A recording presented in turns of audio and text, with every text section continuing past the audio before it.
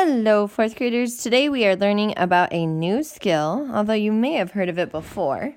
But in Unit 9, Lesson 15, we are discovering probability. We'll be using terms like the probability or likelihood of an event, and we'll be using terms like it's equally likely. For example, when you toss a coin, getting heads or getting tails is equally likely results. That means that they have the same chance of occurring. You get 1 out of 2 chances it could be a head, and 1 out of 2 it could be tails. Now, a probability is a number between 0 and 1 that tells you how likely something is to happen, so a fraction or a decimal. Usually they use fractions.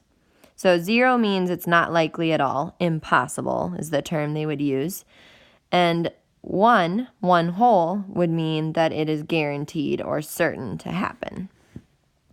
Now, when you toss a coin, like a penny, you can expect to get heads about half of the time, or on about 1 out of every 2 tosses. That's why the probability of getting heads is 1/2. Now, getting tails is the same chance, equally likely, 1/2. So let's say we had these marbles in a box. So in box A, we have 1 black marble and 3 white marbles. In box B, we have 2 black marbles and 2 white marbles. So the first question they ask us is, what is the probability of choosing a black marble from box A? Now we'll use fractions. So we want to know how I could get the black marble. Well, in box A, there's 1 out of 4 total marbles. So the chance of getting a black marble in box A would be 1/4. Now the chance from box B would be a little bit higher. See how there's 2 black marbles this time out of 4 total. So that likelihood would be 2/4. So in order to find the probability of the marbles in these boxes, you created a fraction. The numerator being the likelihood of selecting that marble, and the denominator being the total number of marbles in that box. So let's look at some other problems. Misha puts 15 glass marbles and 10 metal marbles in a bag. If she pulls 1 marble without looking, what is the probability it will be metal? So in this bag, I first need to figure out the total number of marbles. So if there are 15 glass and 10 metal, I can first add those together. So 15 plus 10 marbles means there's 25 marbles in the bag. I want to know the probability that it will be metal. Well, if there's 10 metal marbles out of 25 total, I'll create that fraction to show the probability. So 10/25 would be the probability that she would pull a metal marble. Now, 3 of Misha's glass marbles are green. If she puts all 15 glass marbles in a bag and picks 1, what is the probability she'll get a green marble? Okay, so now we're just talking about the glass marbles. So we know there's 15 total, 3 are green. So the fact that 3 of her marbles are green means she has the chance of 3/15. Now, what I'm saying there is that 3 of those marbles were green out of 15 total marbles. So that's her probability of getting a green one.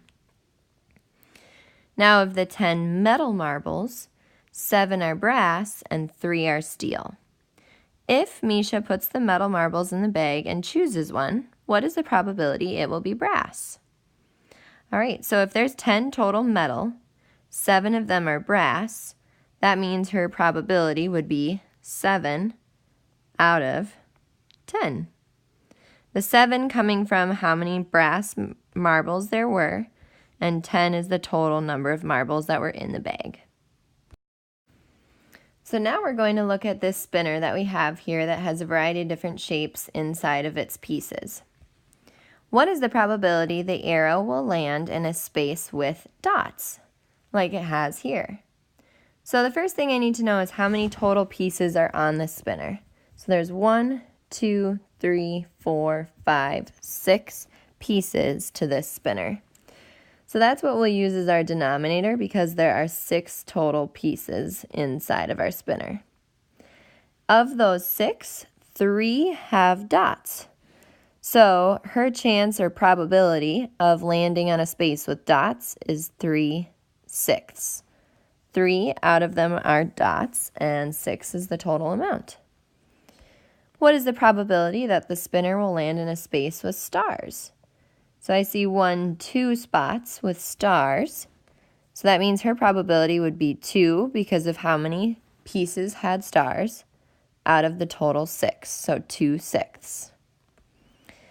Then, what is the probability the spinner will land in a space with stripes?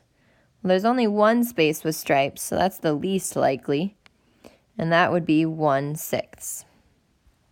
Now, one more question here. It asks, what is the probability that the spinner will land in a space with squares? Well, I don't see any spaces with squares, so therefore, there is no chance. You could also put the number 0 or write impossible. This spinner doesn't have a space with squares, so there's no possible way for her to get that. Now we have a bag of 25 cubes that contains 10 red cubes, 5 green cubes, and 10 yellow cubes. So we're going to ignore this picture. This was just kind of a little artsy addition. So if we have 10 red cubes, 5 green cubes, and 10 yellow cubes in this bag of 25, what is the probability that I will randomly draw a red cube? Okay, so I reach in. My chances are getting, so because there's 10 red cubes, the fraction that would show that would be 10 over 25. The numerator 10 being the number of red cubes, the denominator being the total number of cubes in the bag, 25. Now, here's a twist.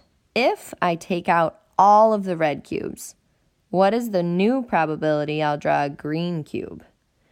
Okay, so if I take out the red cubes, there's 10 red cubes I'm taking out. I would have to subtract that from the total. So that's the first step I need to do. I need to take 25 minus the 10. I'm doing this because I took out the red cubes. So 25 minus those 10 red cubes. Now there's 15 cubes total. Of those cubes, remember it said up above that 5 were green. So the chances of drawing a green cube is now 5 over 15. The new total, 15, coming because we took out the red cubes. Now here's a new twist. So back to the original problem, but this time the twist is if I add 8 yellow cubes, what is the probability I'll draw a red cube? So now I have to add cubes to my bag. So they're originally 25, but now I'm adding 8 cubes.